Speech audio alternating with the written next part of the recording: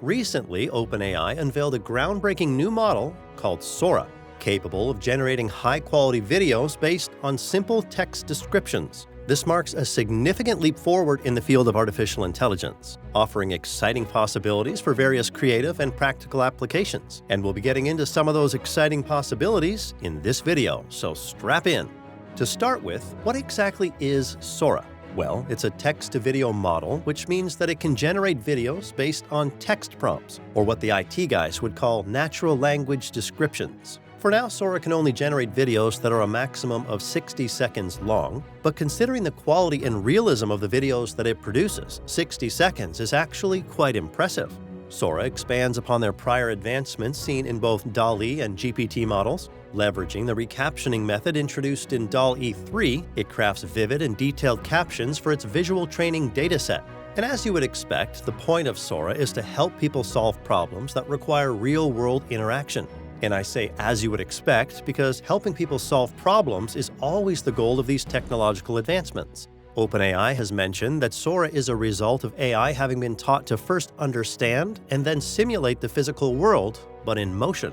This way, Sora does more than just generate images, which is becoming quite commonplace, but generates videos that look realistic from where they came from. To get Sora producing what you want it to, all you need to do is provide it with textual descriptions of a scene, action, or a concept. Sora will translate those descriptions and come up with a video for you. Your concept could be of something from the real world or something completely fictional, and Sora would be able to produce a video. The Introducing Sora video that was published recently shows a decent range of generated videos from surprised monsters to humans in the 2050s and papercraft worlds. Now, a discussion can be had about how authentic and true to form the humans looked, and truth be told, what Sora generated, as seen in the introductory video, is a bit more realistic than the AI-generated content that we currently have. However, rendering the humans still needs a bit more work as they still somewhat resemble 3D animation as opposed to actual recordings of humans. But work is still being done on the Sora model, so that's fine. As for the actual animations, 3D and otherwise, Sora does really good work. The details are impressive, and it's obvious that Sora knows its stuff as far as intricate textures, lighting effects, and character movements are concerned. Sora can also handle emotions, and that rendering of a monster that is captivated by fire is a really good example of that. For a model that is still largely in development, Sora's animation skill is really impressive. According to OpenAI, Sora is able to generate complex scenes with multiple characters, specific types of motion, and accurate details of the subject and background. The model understands not only what the user has asked for in the prompt, but also how these things exist in the physical world. And after having watched that introductory video, it's difficult to argue with what they've said. In addition to creating videos, Sora is also able to extend the runtime of videos. But those videos have to have been created by Sora, and the extended runtime cannot be longer than a minute, at least for now. OpenAI might have plans to extend the runtime of videos that Sora can create, but they haven't exactly said anything about it. Now, while Sora is said to be a text-to-video model, OpenAI has mentioned that it can also generate videos based on information gotten from still images, basically creating a detailed motion picture out of a still picture. The introduction of Sora opens doors to numerous possibilities across various sectors. Animators and filmmakers, for instance, would find this model very useful for things like storyboarding, visualization, and even creating concept art for their projects. That use case is quite obvious though, but there are a number of other use cases that might not be as obvious. Teachers and trainers, for instance, would find something like this useful for illustrating complex concepts, historical events, and scientific phenomena in an engaging format.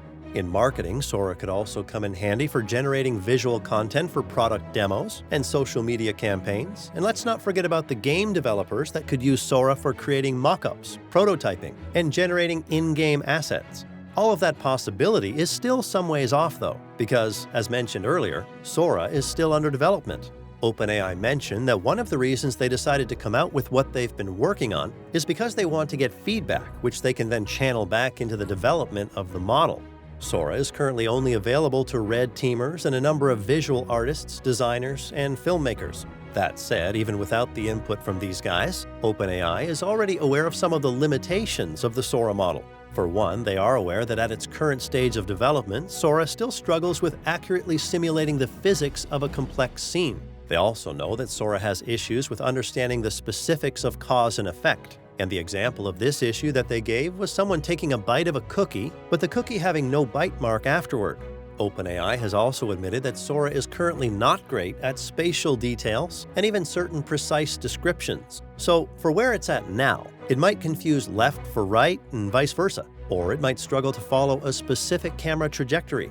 Even with all these drawbacks, though, Sora is still an impressive step forward in the realm of possibilities for artificial intelligence. And one of the reasons OpenAI decided to mention to the public that they were working on this model is to let us know just how much AI has the capacity to achieve for mankind. That said, regardless of how exciting the potentials of Sora are, there are safety and reliability issues that could end up being a problem if not properly considered and accounted for. Thankfully, OpenAI looks to be on top of the issues, if the content of their recently published blog post is anything to go by. Part of the feedback that they hope to get from the red teamers who currently have access to the model are regarding potential risks such as the generation of harmful content, misinformation, and bias. Hopefully, these red teamers would be able to catch any potential for those problems, and OpenAI would be able to fix them before Sora is released to the public. That's not all OpenAI is doing, though. OpenAI has chosen to build certain tools into Sora that would help to prevent misleading and harmful content from being generated.